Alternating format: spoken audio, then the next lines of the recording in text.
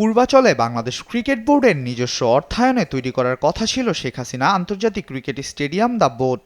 এই স্টেডিয়ামকে ঘিরে দুটি মাঠ সহ পূর্ণাঙ্গ ক্রিকেট কমপ্লেক্স গড়ে তোলার জন্য 2019 সালে 10 লাখ টাকায় 37 একর জমি পায় বিসিবি।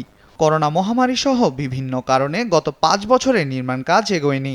উইকেট সহ মাঠ রক্ষণাবেক্ষণ এবং প্রকল্প কার্যালয় নির্মাণে প্রায় 2 কোটি টাকা বিসিবি ইতিমধ্যে ব্যয় করেছে।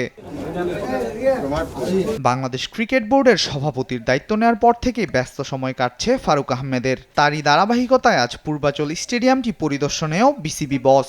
সে সময় তার সঙ্গে ছিলেন প্রধান নির্বাহী সহ বেশ কয়েকজন বোর্ড পরিচালক।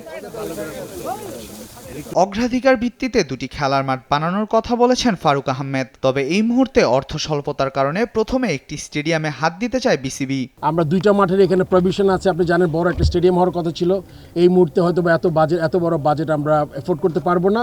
সেই জন্য আমরা প্রথম একটা মাঠ দিয়ে শুরু করব, তারপরে পাশের মাঠটা চেষ্টা করব আর কি।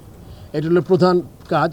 তবে এইটার কাজ আপনি শীঘ্রই দেখতে পারেন, মাঠের কাজ শুরু করব আমরা, যাতে এখন তো আমাদের খেলা অনেক ধরনের খেলা, আপনি জানেন যে এজ গ্রুপ থেকে শুরু করে মহিলা ক্রিকেট ডিভিশন শুরু হচ্ছে। সো অনেক খেলা আছে, আমাদের মাঠ দরকার। এই মাঠের জন্য আমরা চিন্তা করছি। আমি এই মুহূর্তে বলতে পারছি না, আলোচনা হবে, বাট ইনিশিয়াল যে চিন্তা, আমরা মাঠটা তৈরি করতে পারি কিনা। পাপনের শাসন আমলে বিসিবি অস্ট্রেলিয়ান প্রতিষ্ঠান পপুলাসকে স্টেডিয়াম নির্মাণের পরামর্শক নিয়োগ দিয়েছিল। তাদের সঙ্গে নিয়েই দ্রুত মাঠের কাজ শুরু করতে চান বিসিবি সভাপতি। আমাদের একটা কনসালটেন্সিতে আমাদের একটা টাকা ইনভেস্টমেন্ট হয়েছে, আমরা ওইটাকে ধরেই যাতে বড় কোনো চেঞ্জেস না করে, কেননা হয় কি আপনি তো একদিনে সব করতে পারবেন না। প্রথমে মাঠ ড্রেসিং রুম তৈরি করবেন। ওদের যে প্ল্যান ছিল, চেষ্টা করবো, আমি এক্স্যাক্টলি ওদের প্ল্যানটা এখনো দেখি নাই, এটা আমার আসলে কথাটা বলাটা ঠিক হবে না। তারপরে যতটুকু আমার সাধারণ জ্ঞানে বোঝা যায় যে আমি ওই প্ল্যানটা দেখে, ড্রয়িং দেখে, ওইখানে তারা যা সাজেস্ট করেছিল, ওই সাজেশন অনুযায়ী আমরা প্রথমে মাঠ করার চেষ্টা করব। এটা হলো আমাদের চিন্তাভাবনা। আমরা যত তাড়াতাড়ি সম্ভব করব। এটা আসলে আপনি জানেন আমার একটা বোর্ড অফ ডিরেক্টরস আছে।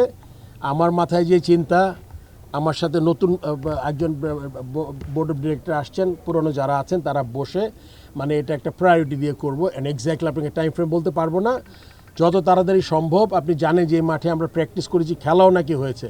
এখন ঘাস আছে, মাঠের কিছু ডেভেলপমেন্ট আছে, একটু উঁচা করতে হবে, নাহলে পানি জমে যায়।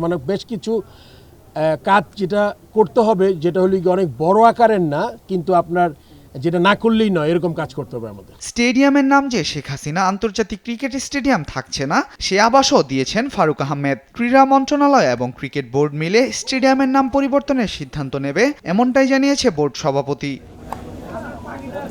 আল মাহমুদ ফাহিম, স্পোর্টস ডেস্ক, দেশ টিভি।